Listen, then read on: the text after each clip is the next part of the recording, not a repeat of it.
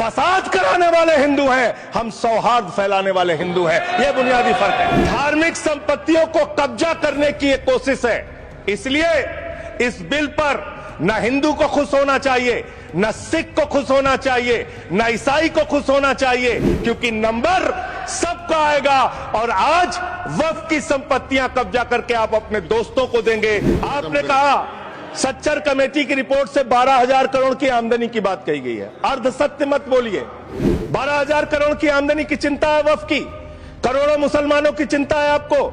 एक अपने दोस्त को पकड़ के लाइए, नीरव मोदी को 20,000 करोड़ वसूलिए, 12,000 करोड़ वक्फ को दीजिए, 8,000 करोड़ अपने पास रखिए।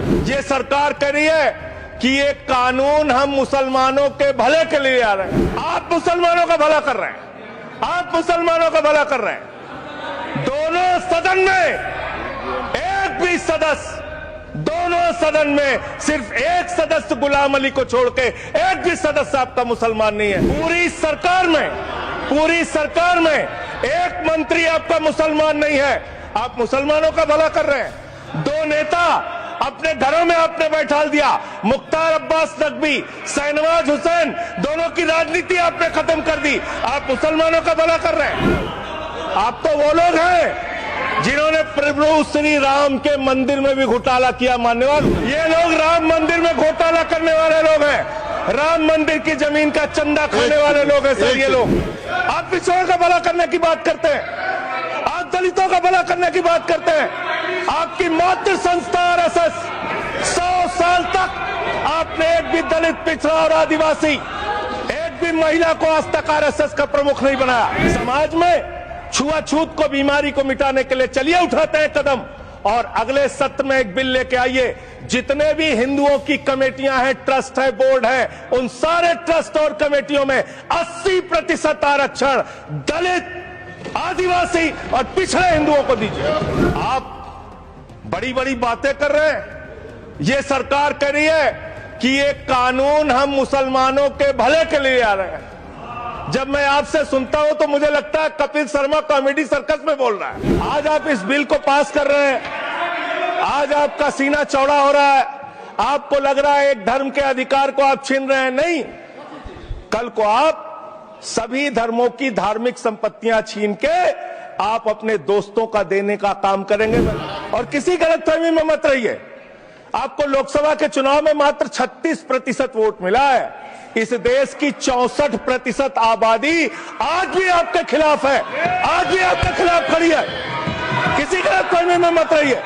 बड़ी बड़ी सत्ता उखड़ गई और चली गई। आपने इसमें लिखा बिल के अंदर कि वक्फ कमेटी के अंदर गैर मुसलमान इसका सदस्य बन सकता है। क्या आप हिंदुओं के ट्रस्ट में, मंदिर के ट्रस्ट में आप क्या गैर हिंदू को मेंबर बना सकते हैं? नहीं बना सकते, नहीं बना सकते।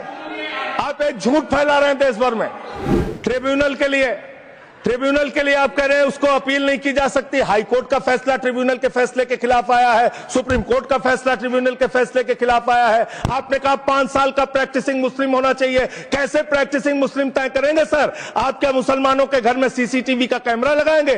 कौन नमाज पढ़ रहा है, कौन नमाज नहीं पढ़ रहा है, कौन मुसलमान है, कौन मुसलमान नहीं है? आपने मान्यवर ऐसे ऐसे प्रावधान इसमें रखे हैं जो बड़े अजीब है, जो अपने आप में ये बताते हैं कि आपकी मंशा सिर्फ देश में झगड़ा कराने की है, नफरत फैलाने की है, फसाद कराने की है। आपकी मंशा कहीं भी मुसलमानों का या किसी वर्ग का भला करने की नहीं है। 2009 में आपने अपना घोषणा पत्र जारी किया था, मैनिफेस्टो।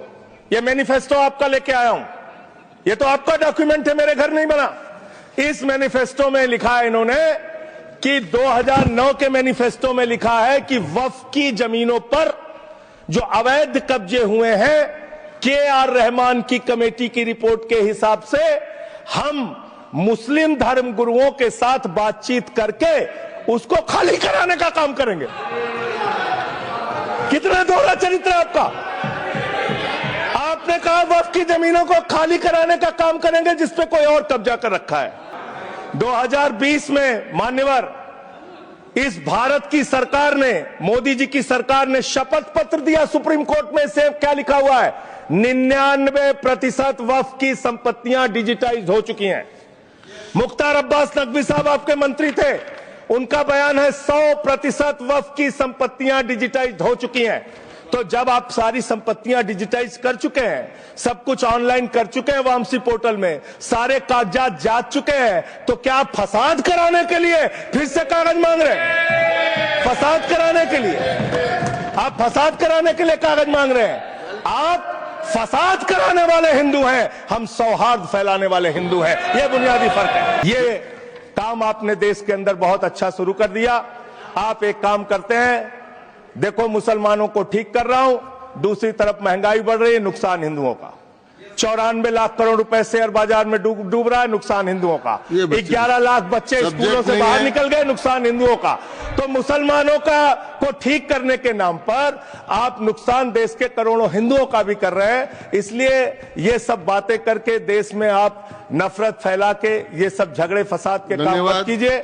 और अंत में आपसे एक ही बात कहना चाहता हूं, अभी भी वो मौका है इस बिल को, जो गैर संवैधानिक है, जो बाबा साहब के संविधान के खिलाफ है, इसको वापस लीजिए। धन्यवाद।